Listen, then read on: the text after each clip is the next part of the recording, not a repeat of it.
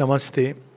So, in continuation with essays on the Gita, which we hope to have a little longish series to cover up some of the main aspects. Last week we read about the significance of works as sacrifice. So, where do works originate from? Tangle of works, as it is called. So, works are nothing else but the energy which is let forth into this creation. And who is the origin? What is the origin of this energy? None else but the divine himself. So, works in its origin itself belongs to the divine, and he alone is engaged in work. But as it passes through different forms, or it enters into the vortex of worlds and ultimately, becomes this ignorant lower nature, which also serves a purpose, but that's a different story. But the original energy is from there.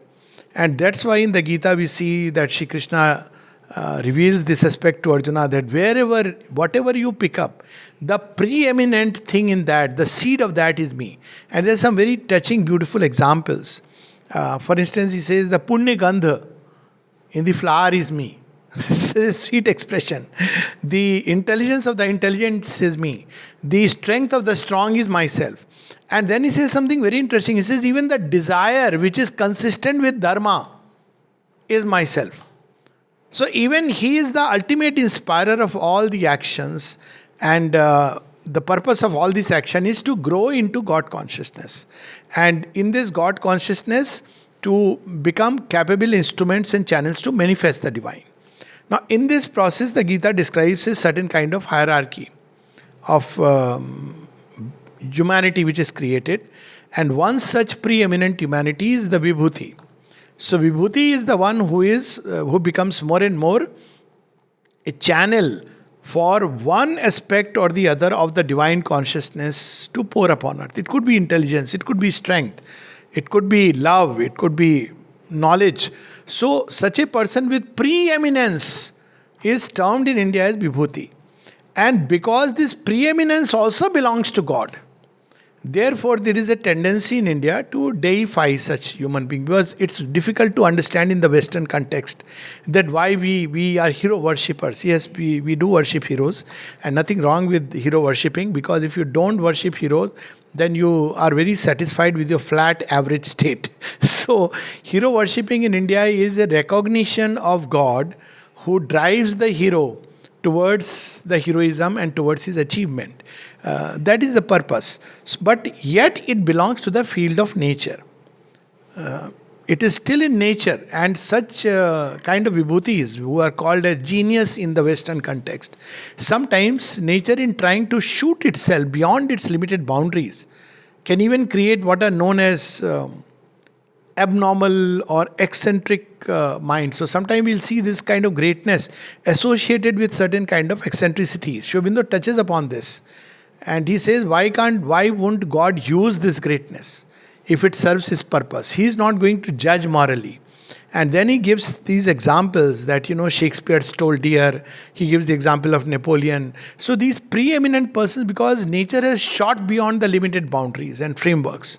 So there is a certain kind of abnormality which may develop, which we find in the life of some of these vibhutis. And yet, when a vibhuti knows that it is the divine force working within him, he is conscious. He is a conscious instrument. And there is another who doesn't know that a divine force is working through him. And obviously, when the task is over, that instrument is left aside. So this is what we see, the difference between, let's say, Winston Churchill, who was actually engaged in one of the much more war of a much greater magnitude than the Mahabharata war. That's a fact. And the Avatar also was accordingly, Sri Aurobindo, who is watching over the whole world, sitting in his room. But the difference between Churchill and Arjun is this. So Churchill could never come out of his small little conception of God. And though he felt that there is a power which is working inside, the way he used to be saved, suddenly he has to come out from one side of the car, he gets out from the other side. His speeches, Sri Aurobindo would listen and he would note that where all he has faltered. But he felt he felt, all vibhutis feel that this is not my power because it's extraordinary. Somebody else is doing. But because, especially in the Western context, this idea that you could be God's instrument, etc., is not there. There is a duality. So he could never really reconcile with this thought that it's none else but the divine working through me for a great purpose. So what happens after the war is over? We see he goes into the sidelines, dies almost like any other ordinary person. But we see with Arjuna becomes a hero for all times to come because he has become a conscious instrument from life to life. So vibhutis are preeminences of nature, which through which God has poured his energy in abundance for a certain work in the world. Like Swami Vivekananda, he was a vibhuti of Shiva. That's how Sri Aurobindo confirmed. So you will see in him extraordinary intelligence which is conquering the world in the hollow of his hand. I mean, great minds couldn't stand before his intellect, and people were wondering where he draws all his knowledge from. But when it came to certain situations, let's say injustice, even it could be a rickshaw puller, he would be all folding his hands to literally fight. Even with somebody said anything against India, he was like going to give a boxing. So Sister Nivedita could not understand that this person, when he speaks about Brahman, he is vast. But when it comes to anybody talking against India, it looks like he is going to give him a punch and make him flat. So because of that eminence, there are parts of nature which remain untouched. So that's the difference between being a vibhuti and engaging in the yoga of transformation of nature. When we engage in transformation, then all this cannot do. They will be touched somewhere or the other by the light, and they have to undergo the change. That's what Sri Aurobindo wrote about men like Swami Vivekananda. So we must understand this difference. There may be people engaged in yoga and risen high in yoga, and yet they may not be vibhuti, because that's the way the nature is prepared. Sri Aurobindo said, for example, Swami Brahmanand is more from Sri Ramakrishna's, the first 16, I think. So he said he was a greater yogi in terms of yoga. He had greater realizations. And when Swami Vivekananda would get into that state, he was the one who used to drag him. Maharaj, come back, come back. But in terms of divine action, I mean, evidently what Swami Vivekananda did by the time he was 39 is phenomenal and extraordinary. So there are people who are engaged in yoga who may or may not be a vibhuti of God. There are people who may not be engaged in yoga consciously and yet be vibhuti. We have example of Shivaji Maharaj, like a vibhuti. So this what Shri Krishna speaks about in terms of preeminence of humanity, and in everything the essence is God. He is the eternal seed of all things. And when revealing it, he speaks of two natures. One is the original divine nature from which all things have come, including the human soul. So we actually belong to the divine nature, para prakriti jiva bhuta. And the other is this ignorant lower nature which covers us. So in the ignorant lower nature come lust, greed, fear, ambition and all these things. So our task is to express this original divine nature inbuilt within the soul, the true programming by the Divine Mother, and follow that divine impulsion and discard all these distortions which come by the lower nature.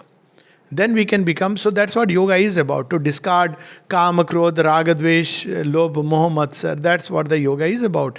And express your true divine nature, which is different in everyone. And that's what is known as Swadharma. And that's where Shri Krishna tells Arjuna that you are a Kshatriya. It's your Swadharma to fight a righteous battle. And if you abandon it, you are abandoning the divine purpose which has been planted in your heart. So that's the whole mechanism, and in that the first training that he has to learn is to do works, because that's how you will withdraw from kam, krodh, lobh, moh. When the ego operates, it invariably brings dualities. Ego prefers this result to that result. Ego prefers this person over that person. Ego prefers this condition over that condition. And hence it is always engaged in dualities of good and bad, likes and dislikes. So we have to first cut this knot of the ego. Because if we don't cut it, divine will still work through us. He works through the whole creation. But it won't be yoga. It will be a very slow process. We can use the word the subconscious yoga which goes on in creation. But if we have to engage in conscious yoga, then we have to practice equanimity. And works have to be done as sacrifice. So when we do works as a sacrifice, we see the whole circle is complete. Everything emerges from that original seed. In the ego, we think it's me, I am the doer, I am the enjoyer of the result. And that is what ignorance is about. So then by offering the work to God, we connect it back to the origin. It's a recognition that it's yours, come from you, and to you it belongs and it goes back to you. But here again, Shri Krishna clarifies that if you do this for some heavenly reward or some other riches, then you are actually, though it looks like you are invoking God, but it is much lower. It's not the right yagna. It is not done by the right mantra if one has to use the language of the Upanishads. You are ultimately offering it to the for the gratification of the ego. So it has to be done as a nishkam karma. It's not like, okay, I remember and offer my work to God, but I have this kamna. So if there is a desire which is operating along with the ego, then the work doesn't go ultimately to the highest, though always the response will come from the highest, but through these multiple little channels. And Shri Krishna says that because origin is always the one. As the mother says, when you pray to Durga, you pray to me. When you pray to Shiva, you pray to me. She says that because it will go to her. That is the ultimate last point. But through all these channels, the difference is, let's take the setup of I don't like the corporate setup, so let's take the setup of the country, nation. And you have the highest world leader whose word is final. If at all there is, let's say, a president signing, not indifferently, but whose word carries a meaning, not a titular head. So what happens? So there are two ways of approaching him. One is through, Bhaiya mera dekh lena, you know somebody, that somebody knows somebody else, that somebody knows somebody. So it goes through a whole zigzag channel. And each one takes his own cut as it is going up. When it comes down again, there is a cut. So ultimately what you receive is a small chunk. It still comes from him, but it is distorted, both in the process of going there and returning. The other is where you have formed a personal relation. And there you just pick up a phone and say, sir, I need this. Okay, fine, done. Now that's where he asks us to form a personal relation with the divine. So this remembrance, this offering of our works, it builds a personal relation with the divine. That's why Gita speaks of Sharobhav, Akshar and Purushottama. The divine is a being. That is something very wonderful. And in that process, an elementary fundamental practice is equanimity. So because through equanimity, we get released from this bond of ragadvesh, liking, disliking, pleasure, pain. And that's why the Gita speaks of the highest yogin. What is the sign of a highest yogin? So is he like, does he wear a particular dress? Arjuna asks him. He says no. Does he prefer a certain kind of way of life? No. Because he has gone beyond all preferences. So how do you distinguish such a yogin? What is the highest yogin? So the Gita explains very beautifully. Description of the highest yogin. Nothing outward, but all inward. Equal visioned everywhere. He sees the self in all existences and all existence in the self. So he can have no enemies. Practical aspect. Because in everyone there is the divine. Even the person may outwardly hate this practitioner of yoga, and he may be engaged in a wrestle outwardly, because such is the demand of God within, and yet there will be no hatred. So this is the state of the yogin. He who sees me everywhere and all and each in me is never lost to me nor I to him. He who has reached oneness and loves me in all beings, that yogin, howsoever he lives and acts, is living and acting in me. So we focus too much on the outer action. How my outer life should be, what should be my outer actions. This is the way the typical Western mind understands. As we were reading the other day, it judges people by behavior. Now thankfully that is changing.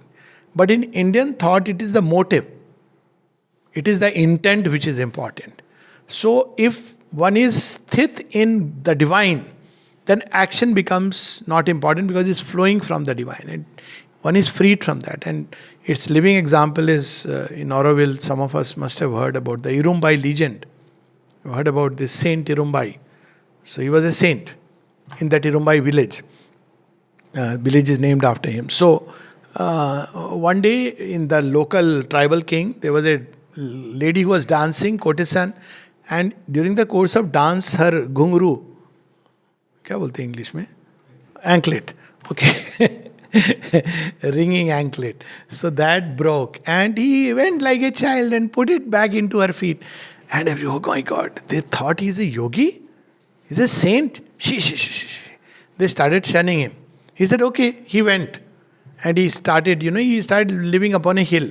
But because there was a reaction from the cosmic forces at the insult of a saint, the place was, there was drought all over the land.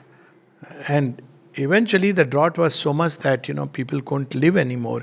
And then the king realized his mistake. They all went to him and prayed to him that, please. He said, I am not angry with you, but this has happened as a natural consequence. And then he said that after, maybe a few hundred years, when people from all over the world will come and till this soil, then the curse will be gone and the place will become green again. So it is said that, Auroville, all the people from all over the world, and it was really an unfertile soil if you really look at it like that. So there is this outer action and there is the inner state. So Shri Krishna confirms that his inner state, which only the divine will know or your own sincerity will know. So here he says that he who has reached oneness and loves me in all beings, that Yogin, howsoever he lives and acts, is living and acting in me. O Arjuna, he who sees equally everywhere as himself, whether it be happiness or suffering, I hold him to be the supreme Yogin. So if happiness comes, he knows that it comes from God. He also knows that it is a passing thing. It's not like people try to hold to happiness. But he also knows that sorrow also will pass. And he keeps holding to the divine. So this is the practice of yoga. People often say, tell us something about the practice of yoga. In Sri Aurobindo's context, this is the practice of yoga. And this has to go on all through. Because every day we will meet countless events. Simple event like, oh, you're looking very smart. To, suddenly you went to ashram, you sat and whatever time, 15, 20, you didn't realize and somebody say, Arey, aaj to bahut deep meditation mein the. And you respond to that. Or vice versa. Somebody makes a critical remark to you. So all these are the moments when yoga takes place in real time. What happens in meditation is a small aspect. It's a preparation for all these things. And he who is alert and vigilant, that's why Dhammapad says, who is a bhikkhu? He is vigilant and alert. What is this alertness? You make the progress where you don't lose a moment.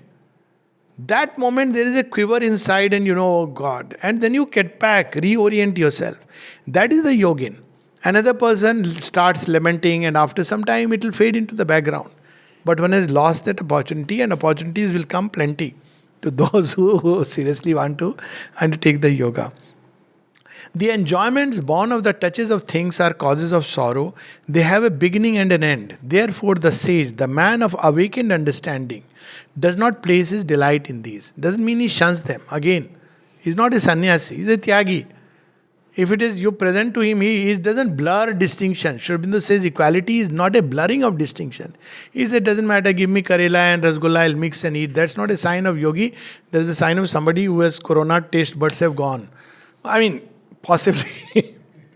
The yogi knows the difference and the distinction. If he gets gulab jamun, he eats it with relish. If he doesn't get anything, just sukhi roti, he is happy with that. He doesn't say, oh my God, why the salt was less or why was it more. He takes it with joy. That's how, one of the Sri Aurobindo's one famous story. One day, there was no salt in the food and Sri Aurobindo ate and people didn't know about it. Then later on when they tasted, after the Lord had tasted, they realized there was no salt. And then they asked Sri Aurobindo that, Was the food all right? He said, yes.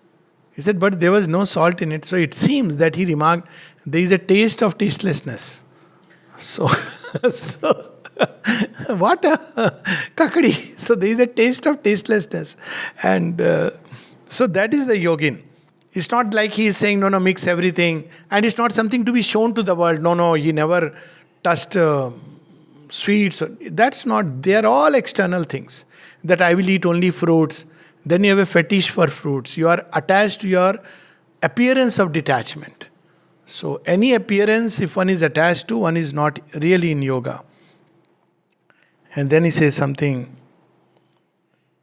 He is equal in soul to friend and enemy, and to neutral and indifferent, because he sees that these are transitory relations. Even by the pretensions of learning and purity and virtue and the claims to superiority which men base upon these things, he is not led away. Oh, what a knowledgeable person. You are a Pandit. So in ashram context, be careful. If somebody says you are a great intellectual, just be careful. He may be just trying to tell you you are a fool. You think you are somebody. So, because being an intellectual is not something superior in terms of yoga to start with. Being one with God is the only thing that matters. So that's how the Gita describes. And then he says something very interesting. There is a line in Savitri. And Sri Aurobindo says that person who realizes the self becomes either nature's freedman or God's slave. So the Gita speaks of this. This is from the Gita. So what is a freedman? Freedman is a slave who has been freed. Yet for everything he still depends on. He is not a slave anymore. So there is somebody who is freed from the clutch of nature through extensive self-discipline. Like a stoic or a sage. He no more responds to the touches of nature and is freed. Yet for everything it depends upon nature. But the other option is to become God's slave. So it doesn't depend upon nature anymore. The divine provides what he has to provide. So this is what Sri Aurobindo describes in essence of the Gita. The freedom of the Gita is that of the free man. The true freedom of birth into the higher nature. And he uses the word, to take an image from Roman institutions, the Stoic freedom is that of the freed man, who is still really a dependent on the power that once held him enslaved. His is a freedom allowed by nature because he has merited it. The freedom of the Gita is that of the free man. Rarely you find change of one letter and it changes the whole sense of meaning. The true freedom of the birth into the higher nature. Because now this freed man is still in the acting through the lower nature. He has not taken a birth in the higher nature. But is not responding to the touches. And the other is where one is born into the higher nature. And then he says something very beautiful.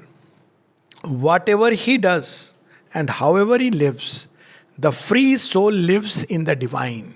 And then he describes something very beautiful. He is the privileged child of the mansion, Balvat, who cannot err or fall. Because all he is and does is full of the perfect, the beautiful, the all blissful, the all loving.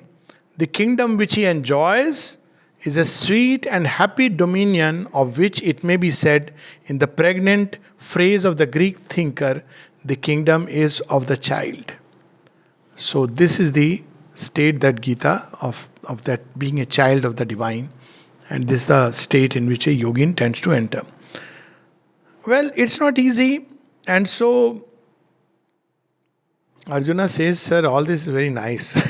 It's very difficult. What if I fall?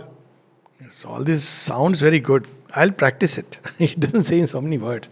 But what if the yogin falls? Because what you are revealing is practicing equanimity. Just try it and see. So many things will come. Especially psychological equanimity. So, because physical equality is easier to practice because the mind can superimpose itself. But psychological equanimity, especially from those whom you love and cherish, how are you going to practice it? So, what if the yogin falls? He tries it. So, Shri Krishna assures him that don't worry about it. Because such a person who has practiced the yoga even a little never comes to fail. He never really falls. So, what happens in such a state? He has practiced a yoga imperfectly. Something absolutely similar Sri Aurobindo says in the Synthesis of Yoga. He says that it is assured for him, and then when he takes another life, he is either born in the family of those where he gets a good heredity for the practice of the yoga, or else he is born in the family of yogins, where he quickly recovers the yoga. He quickly recovers the yoga, and then he is taken by me on the course beyond, higher and higher. So one thing we must know that people are very scared of what happens if I don't achieve. Luckily, it is not a achievement in the sense of time bound. Of course, practice of yoga will be through many approximations, but our little efforts and not success and failures, incidentally, our little effort, genuine efforts, are written in the book of God, and they are deposited in the divine development bank, which never crashes. Invariably, he adds. We put little effort and he says, Kiya na, bahut kiya, lets me add more. Like the mother would do. She would say that. When we are paying the tag, paying man's debt of night. So what she does, that's the mystery of the avatar on which we'll come now. So when man is striving, putting the effort, and the forces of night say, no, it's not enough. Give more, give more. So the divine takes a human body and says, okay, I'll pay on his behalf. The eternal suffers in a human form, here paying earth's debt, man's debt. So what is this debt? Because when we take a human body and enter into this lower world, these forces of nature, forces of ignorance, they too are supported by a whole fortress of night, the inconscient. They don't let go so freely. And so always within man we see a tussle between the upward forces and the forces of retrogression. And this tussle in an individual, it takes the form of moments of crisis. When an individual is confused whether he should do this or he should do that. Because on one side, and that crisis can be, as in Arjuna's life, acutely moral crisis. Should I fight or should I not fight? Or it can take, the two go together, it can be a crisis of civilization. So as far as an individual crisis is concerned, God helps us, and there are the gods who help us toward the ascension. When there is a moment of acute crisis, that time these forces are hyperactive. But every time we go through it, we know that we have taken a leap. This is the normal process. But when there is a civilizational crisis, what happens during that time? That is the time when God Himself manifests and descends and takes the lead of creation. That's where we see in chapter 4, the doctrine of Avatarhood. There are 4 or 5, 6 wonderful shlokas. There is of course a prelude to it, and it starts by Shri Krishna declaring to Arjuna, you know what I am teaching you is not something new. So he says, okay, whom did you teach? This is to Vyaswan, son. So Arjuna says, son? You mean that son? Of course, we understand it from symbol point of view also. But he says, yes, that source of all life in the universe. So I have given it to son, Vyaswan. He gave it to Manu. Now you see the lineage to man at its highest. Manu the thinker. So from sun, which is the source of all intellectual life of the universe, it comes to man the thinker. And then Manu gave it to Ikshvaku. Who is Ikshvaku?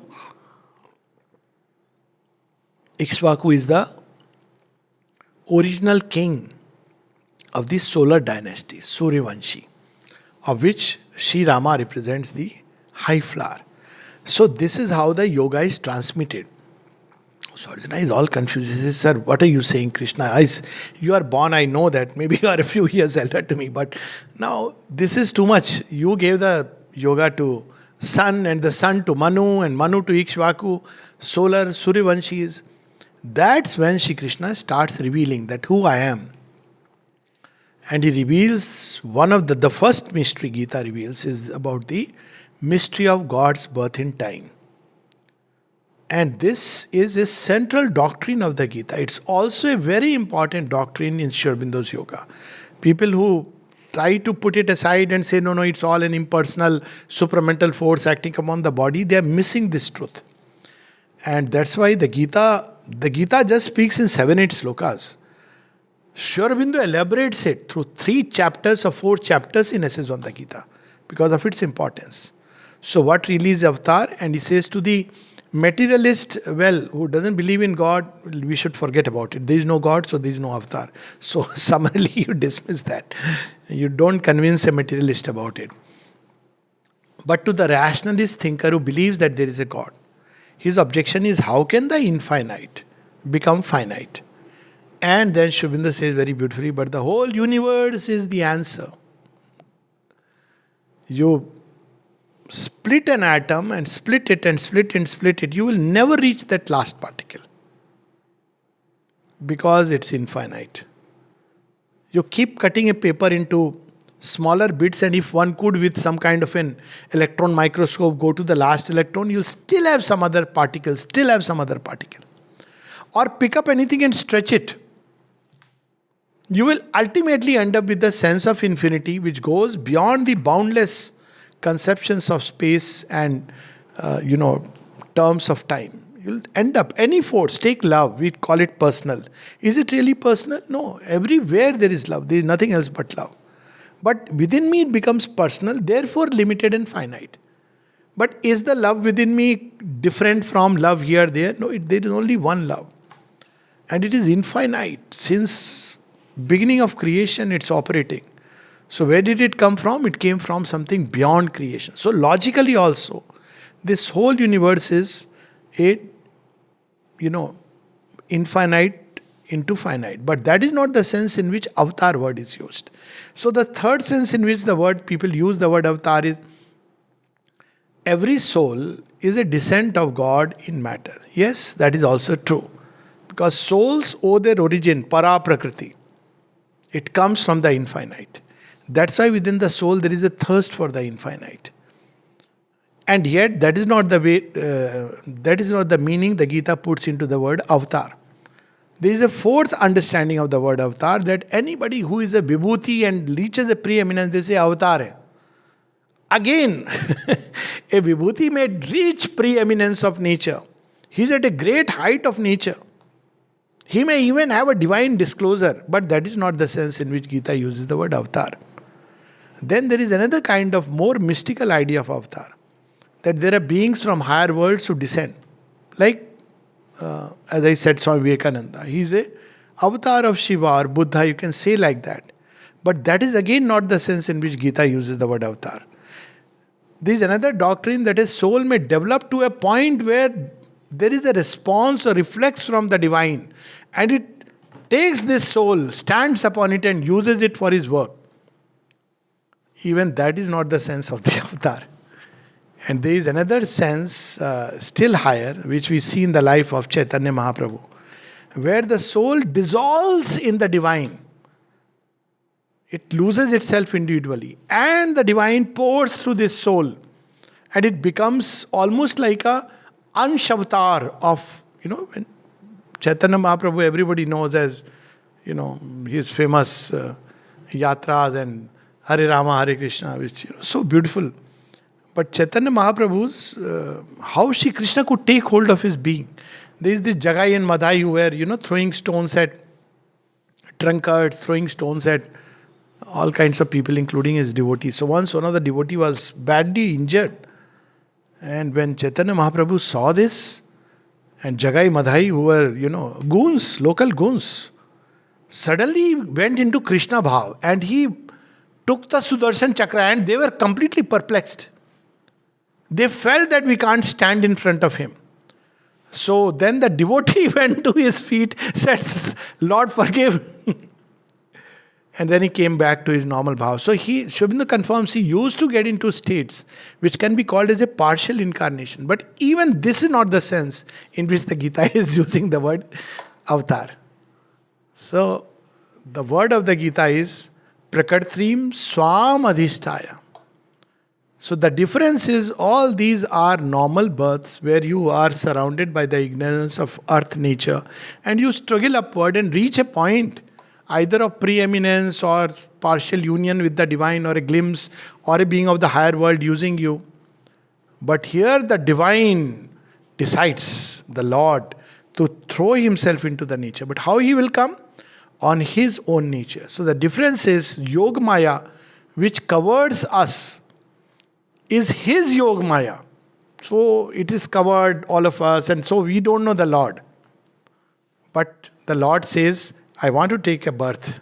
So she prepares for the divine advent. You see, that is the meaning in the Bhagavad. That before Shri Krishna's coming, Yog Maya comes. And she cautions Kansa that now your time is, because she knows his will be fulfilled. So there is a conscious manifestation of God taking a human birth. Now again, one question comes that, okay, it's a special kind of birth. Let's put it like that. But Shri Krishna says that never there was an age when you and me were not there.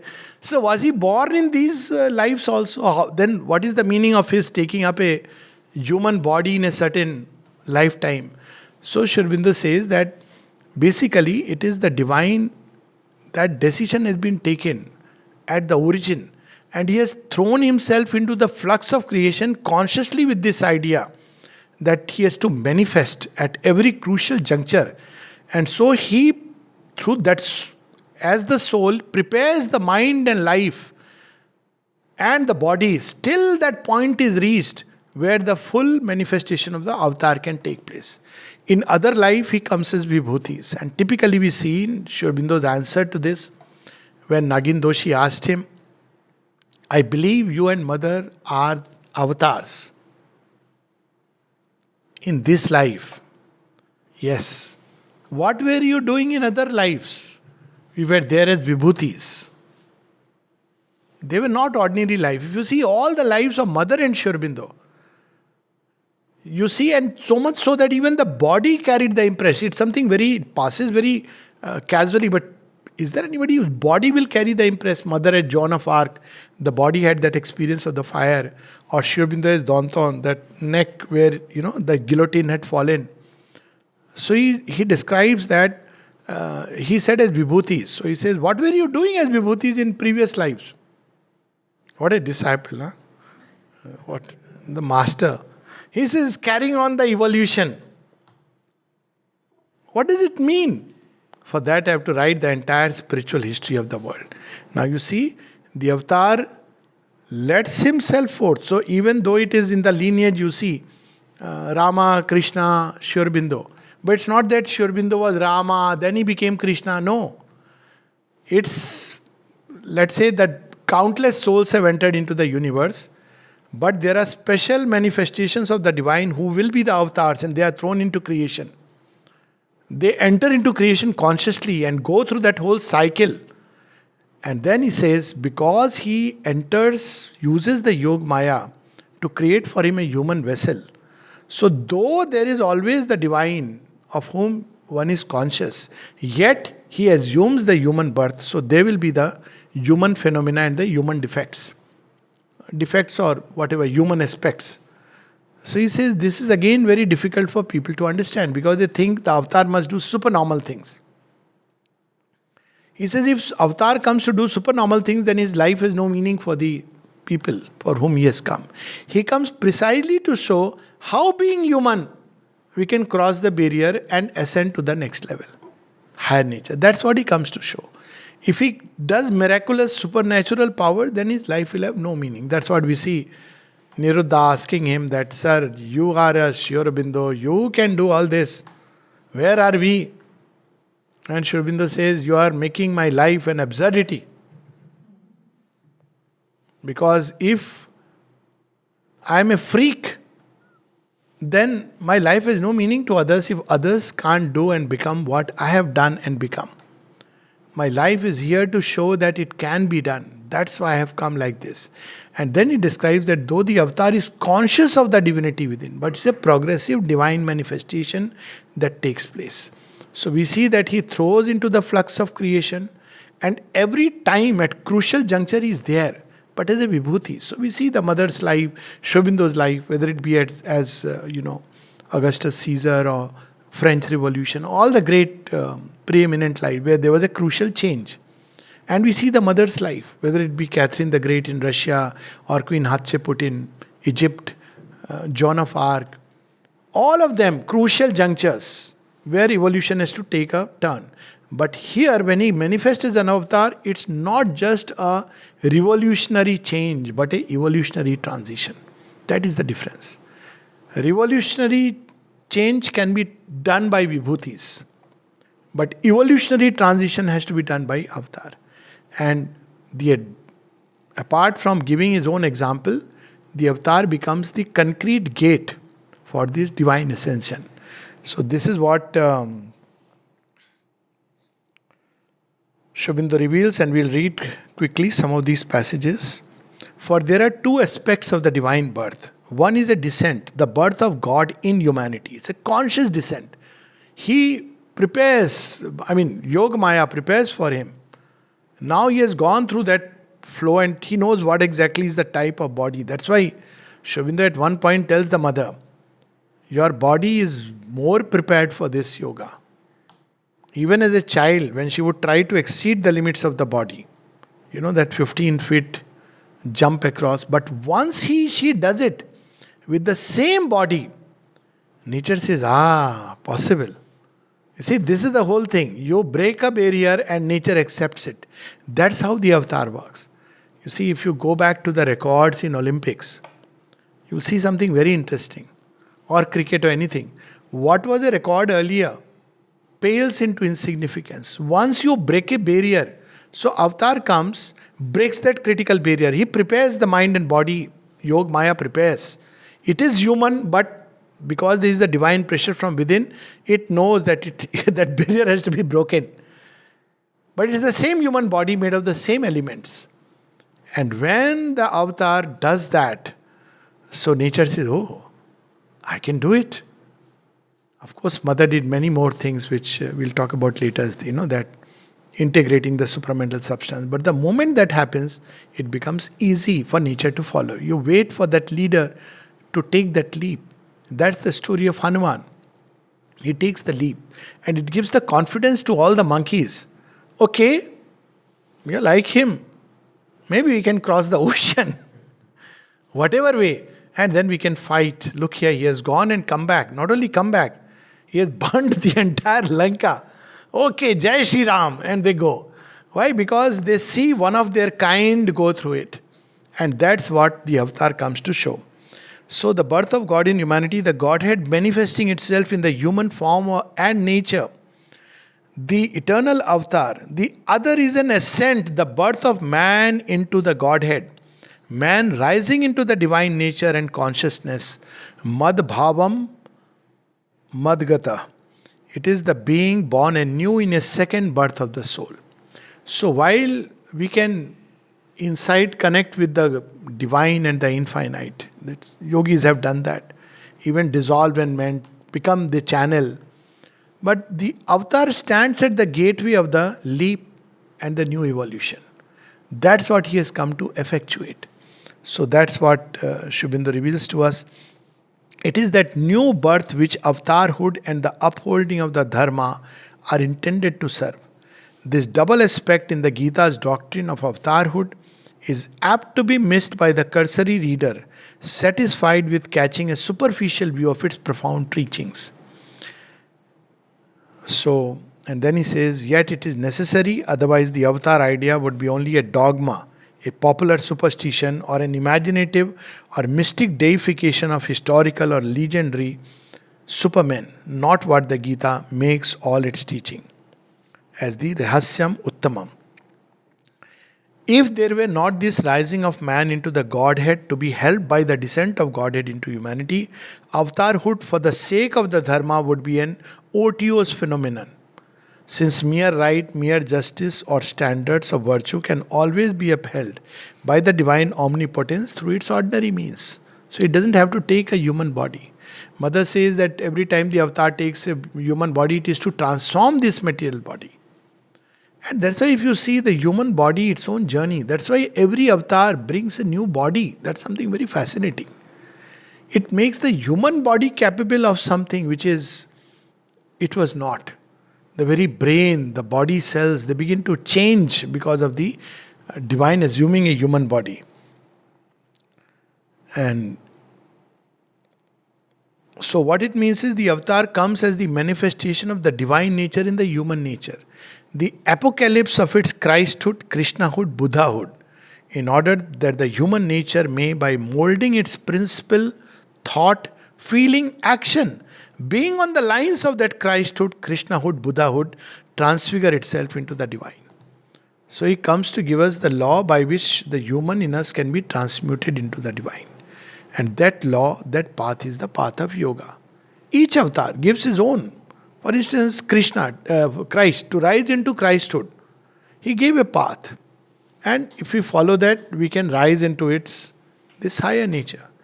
Buddha, he gave a path by which we can enter into this higher nature and ascend there. Shri Krishna, he gave a path and a law by which we can ascend into the true Krishnahood. And Sri Aurobindo gave a law and a path by which we can attain to this evolution next. So each avatar comes and give us this law. The law, the dharma which the avatar establishes is given for that purpose chiefly. The Christ, Krishna, Buddha stands in its center as the gate. He makes through himself the way men shall follow. So that's why the need for turning to the embodied avatar, which is so important. Sri Aurobindo repeatedly says that the embodied divine mother. So people often say, but mother is everywhere in everything. It's true. So why the embodied? Because as the universal mother, she takes care of everyone and everything. As the transcendent, she is the supreme mother whom yogis through the ages have worshipped, and she has granted them liberation. But when she has to do a special work, the same divine mother manifests sometimes as Savitri, as Sita, as Draupadi, and this time as the one whom we know as the mother of Sri Aurobindo Ashram. Why? Because now another kind of work has to be done in matter and a new law given. So she stands at the gate. But World Mother, yes, one can contact, even without contacting. Who else is giving all the creatures whatever they need but herself? That is why each incarnation holds before men his own example and declares of himself that he is the way and the gate. See, Sri Krishna also says, Sarva dharman parityajya mamekam sharanam raja aham tva sarva papebhyo mokshishyami masucha. Christ also says, I am the gate and I am the way. Buddha also says, Sangham Saranam Gacchami, Dharmam Saranam Gacchami, Buddham Saranam Gacchami. Of course, people interpret it as Buddhahood. But yes, we may use the word Buddhahood if we like. But it means that he stands there. Follow that which he has declared as the next step. He declares too the oneness of his humanity with the divine being, declares that the Son of Man and the Father above are one. That Krishna in the human body and the Supreme Lord and friend of all creatures are but two revelations of the same divine Purushottama.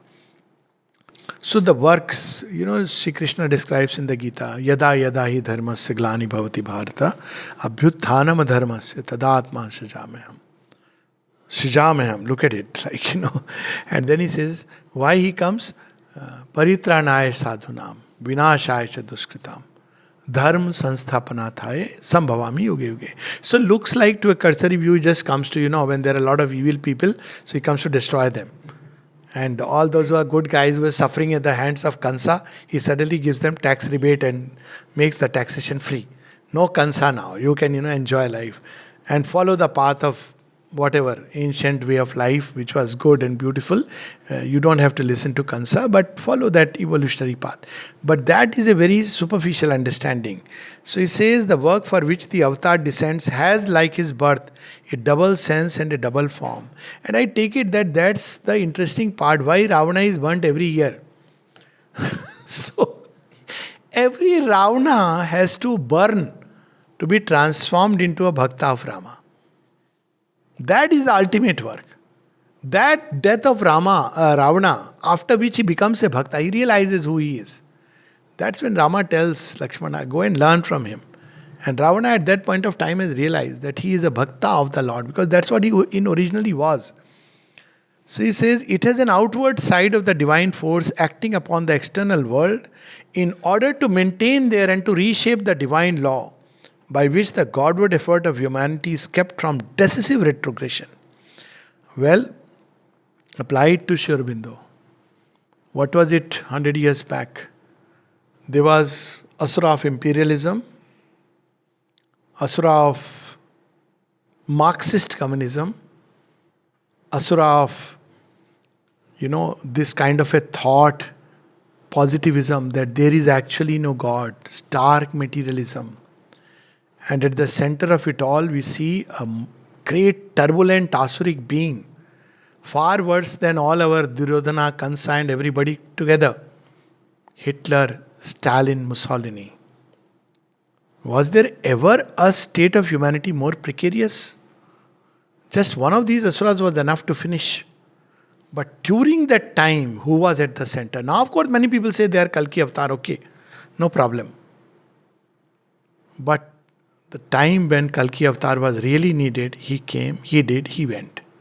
So, we see exactly during that time, we cannot imagine what the condition of the world would have been. Abhi thoda sa corona flu and we are all, with that 2.5% mortality. Oh, so what is God doing? Spanish flu, which took away a large, I don't remember the number, I think 15-20% had just wiped off. And the rest, there was the First World War and then the Second World War. And look at the degradation of life that took place. Everything was snatched. But who was drinking that poison that time? Imperialism, India, falling completely. The one nation which could have given the right law believed that no, we are no good. Till now we believe it. So if you write an article and not only article, when there is a talk and somebody, comes with a Gora. Okay, I want to sound racist. I have seen this, so strange. Suddenly, people will ask, I'm just taking a random name. Bernard XYZ, said. So, you assume that because it's a name which comes from the other side of the must be great. So, I sometimes stun the person. I say, but who is he? Because actually, I don't know. Who is he? So, I really don't know who is he. Oh, you don't know? Because you are expected to know all that comes in New York Times. That's the problem. So, and if you say, no, but theory of evolution, by the way, it is there in Srimad Bhagavad. Oh, don't talk about all this superstitious, sentimental fellow. See, this is the enslavement till now. It's okay to teach Darwinism, I agree. It's something beautiful that man opened the eyes of the world to some long forgotten truth. But how about teaching the parable of the 10 avatars also as a story of evolution, of Vedanta as a theory of evolution of soul through the cycle of rebirths? All these are scientific things. And you can pursue them as lines of evidence. But till date, we have not shaken off the slavery. This was the state in which Sri Aurobindo comes. And what did he remind us? Recover the Aryan thought, the Aryan life, the Aryan dharma, the Aryan discipline. Not just through books, but in your life and practice. He reminded us to the world. What is the message he gave? The world is divine, marching towards its own luminous future, towards its own realization. In that state of utter unity and chaos, he was releasing page after page of Savitri to the dim children of earth were given. Is there any doubt that you try to think of anybody very impersonally? And I am not saying this as, a child of mother, but just look at it very impersonally, rationally, logically, and you will see that there is not a single person who will stand as the avatar of who comes at the transition of Kalki into the new Satyug. Very clearly, Sri Aurobindo. So, that was the time when dharmasya glani, people didn't know. All the Indians were thinking, actually we must follow the Western paradigm. That's why Sri Aurobindo was sent to England, because, They know what really life is about. Sri Aurobindo learnt it, comes back and gives it back because he knew what that life is about. And he also knew what truly Indian life is about. So the avatar does not descend merely for a great outward action. So it's not just the outward action, but that's one part which we see in the life of Sri Aurobindo. As the pragmatic sense in humanity is too often tempted to suppose. The crisis in which the avatar appears, though apparent to the outward eye only as a crisis of events and great material changes, is always in its source and real meaning a crisis in the consciousness of humanity when it has to undergo some grand modification and effect some new development. For this action of change, a divine force is needed. So that's where the avatar stands, and that divine force. The outward action of the avatar is described in the Gita as the restoration of the dharma. But what really is dharma? Dharma is a word which has an ethical and practical, a natural and philosophical, and a religious and spiritual significance. And it may be used in any of these senses exclusive of the others, in a purely ethical, a purely philosophical, or a purely religious sense. Ethically, it means the law of righteousness, the moral rule of conduct, or in a still more outward and practical significance, social and political justice. But dharma is both that which we hold to and that which holds together our inner and outer activities. In its primary sense, it means a fundamental law of our nature which secretly conditions all our activities. So that's what is the dharma. Each man has his own dharma. Each creature has its own dharma. Each yug has its own dharma. Each stage has its own dharma. So in Indian thought, each nation has its own dharma. So dharma was not a rule of code of conduct. Follow it everywhere.